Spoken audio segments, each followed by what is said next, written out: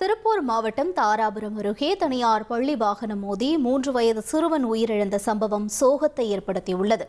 காட்டமன்புதூரைச் சேர்ந்த தம்பதி பாலசுப்ரமணி, மஞ்சுளா தேவி. இவர்களுக்கு 6 வயதில் தியா என்ற மகளும் 3 வயதில் ஆதி ஈஸ்வரன் என்ற மகனும் உள்ளனர். 6 வயது மகள் தியா பள்ளி முடிந்த பின் தனியார் பள்ளி வாகனத்தில் வந்துள்ளார். அவரை கூட்டி வருவதற்காக 3 வயது மகன் ஆதி ஈஸ்வரனை திண்ணையில் இறக்கிவிட்டு தாய் மஞ்சுளா தேவி சென்றுள்ளார். தாய் சென்ற சிறிது நேரத்தில் 3 வயது மகன் ஆதி ஈஸ்வரன் அக்கா வந்த தனியார் பள்ளி வாகனத்தை நோக்கி ஓடியுள்ளார். இதில் தனியார் பள்ளி வாகனத்தின் சக்கரத்தில் சிக்கி 3 வயது சிறுவன் படுகாயமடைந்தார். சிறுவன் மருத்துவமனைக்கு கொண்டு செல்லும் வழியிலேயே உயிரிழந்துள்ளான். இந்த சம்பவம் தொடர்பாக தனியார் பள்ளியின் வாகன ஓட்டுநர் சக்திவேல் கைது செய்யப்பட்டுள்ளார்.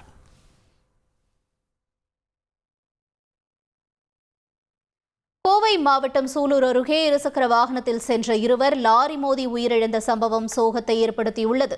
கோவை கண்ணம்பாளையத்தைச் சேர்ந்த முதியவரான வேலன் மற்றும் இருகூரைச் சேர்ந்த கணேசமூர்த்தி ஆகிய இருவரும் பணி முடிந்து பைக்கில் வீடு திரும்பியுள்ளனர். சூலூர் அருகே வந்தபோது ஈச்சர் லாரி மோதி இருவரும் தூக்கி வீசப்பட்டுள்ளனர்.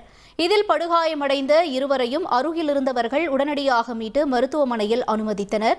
ஆனால் அங்கு சிகிச்சை பலனின்றி இருவரும் உயிரிழந்தனர். இந்த விபத்து குறித்து சூலூர் போலீசார் வழக்கு பதிவு செய்து விசாரணை மேற்கொண்டு வருகின்றனர். செய்திகளை உடனுக்குடன் தெரிந்து கொள்ள உடனே சப்ஸ்கிரைப் பண்ணுங்க.